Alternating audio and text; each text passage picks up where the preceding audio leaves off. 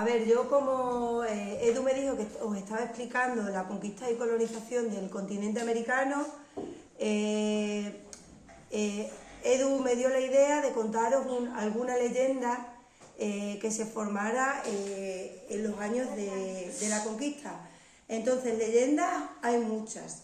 Y yo he cogido una que es sobre la que tengo información y sobre la que he podido escribir algo para leeros ahora en clase. Y he elegido la del Dorado. La leyenda del Dorado es uno de los mitos más famosos que estimularon la exploración y la conquista del continente americano.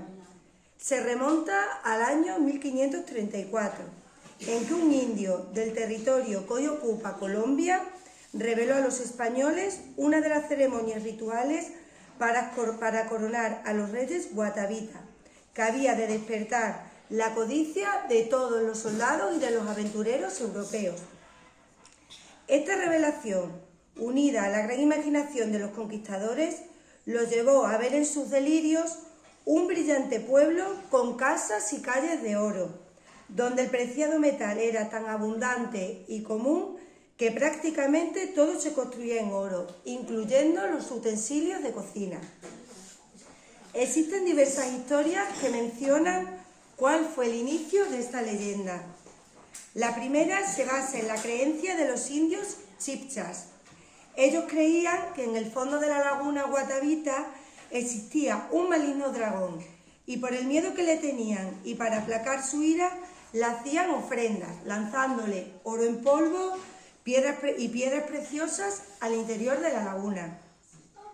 Esta laguna era muy importante para los indios.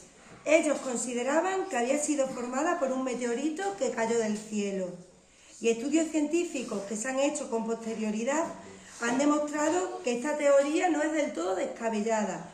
¿Por qué? Porque la laguna tiene forma de cráter y es muy profunda. La segunda leyenda cuenta que cuando era necesario coronar a un nuevo monarca, el hombre que sería convertido en rey se preparaba para su gran día con un periodo de abstinencia recluido en una cueva. Cuando finalmente llegaba el día de la coronación, el futuro rey viajaba a la laguna Guatavita con el fin de hacer ofrendas a los dioses, para que estos bendijeran su reinado. Esto lo hacía yendo al centro del lago montado en una balsa. La balsa estaba fabricada con juncos y estaba cargada de tesoros de oro y esmeralda, y sobre ellos se colocaban 4 grandes quemadores de incienso.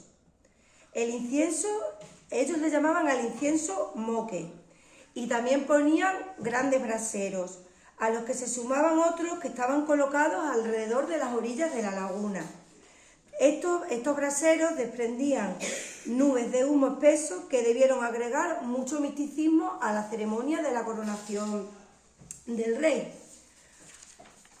Aunque el tesoro más fantástico de todos era en sí mismo la persona a la que iban a nombrar al rey. Y vosotros os preguntaréis ¿por qué?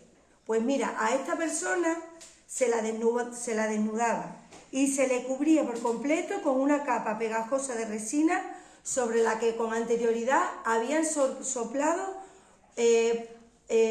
oro, pero convertido en un polvo muy fino. ¿Cuál era el resultado?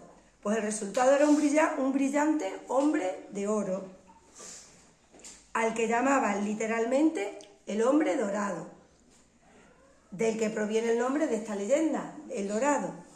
También viajaban en la balsa, junto con este hombre dorado, 4 ayudantes, con atuendos menos espectaculares, pero aún así cargados con pesadas joyas de oro en cualquier parte del cuerpo de las que se le pudieran colgar. El gran momento llegaba cuando, acompañados por trompetas y cantos en las orillas, la balsa llegaba al centro de la laguna. En ese momento el silencio caía sobre la multitud y los ayudantes arrojaban el fabuloso tesoro de oro y joyas a la laguna, y la gente en las orillas también arrojaba sus ofrendas de oro a estas aguas sagradas. El clima de la ceremonia llegaba cuando el rey, que posteriormente se había cubierto con polvo Dorado saltaba a la laguna y al salir limpio de oro se convertía en el rey, y ellos al rey le llamaban el Zipa. Este ritual se realizaba cada vez que fallecía un monarca y tenían que coronar a un monarca nuevo. Y por último, otra creencia era que la tribu solía enterrar a sus muertos en esa laguna. Y en este caso el rito consistía en cargar la canoa con el cuerpo del difunto y en ella una gran cantidad de tesoros de oro. Cuando la canoa llegaba a la laguna, todo se hundía y se iba al fondo del lago. Estas son las tres historias que los indígenas, las personas que vivían en el continente americano, le contaron a los aventureros y a los exploradores europeos. En la época de la conquista, muchas de estas historias se contaban entre los soldados europeos y la mayoría de ellas lo que hacía era alimentar la codicia por encontrar joyas, piedras preciosas y mucho oro.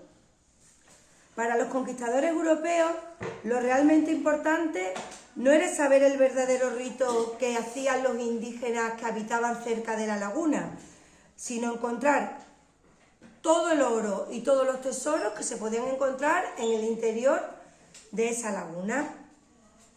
Cuando estas historias comienzan a circular y llegan a los oídos de los conquistadores europeos, todos quieren emprender la búsqueda de este maravilloso lugar, en donde imaginaban un pueblo muy rico en el que abundaba el oro por todas partes, como esta imagen que os ha puesto Edu.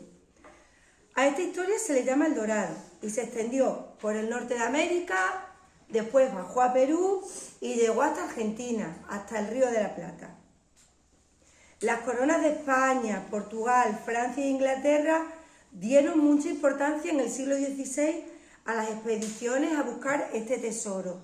Y además muchos aventureros y banqueros organizaron proyectos y expediciones al Nuevo Mundo con el objetivo de enriquecerse de una manera fácil.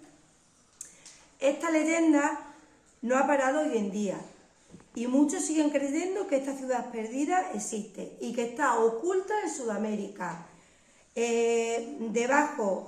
enterrada bajo tierra, debajo del mar o incluso escondida en alguna selva de América Latina. Desde el siglo XVI se lanzaron muchas expediciones. La más famosa y conocida fue la que dirigieron los conquistadores Francisco de Orellana y Gonzalo Pizarro en el año 1541. Ambos conquistadores y muchos que vinieron después de otras expediciones que se realizaron, lo único que hicieron fue saquear todas las ciudades de los chichas y llevarse todos los tesoros que encontraban a su paso. La última expedición científica que se realizó para buscar el dorado se realizó en el año 2001, no hace mucho, 22 años solamente, y llevó el descubrimiento en la Amazonia peruana de la mítica ciudad de Paititi, pero esta ciudad nada tenía que ver con el dorado. Y yo ahora os voy a hacer a vosotros una pregunta. ¿Qué importancia pensáis vosotros que le daban las personas que vivían en el Nuevo Mundo al oro? ¿Pensabais, Aracha, qué? ¿Le daban mucha importancia? ¿Le daban poca importancia? ¿Por qué?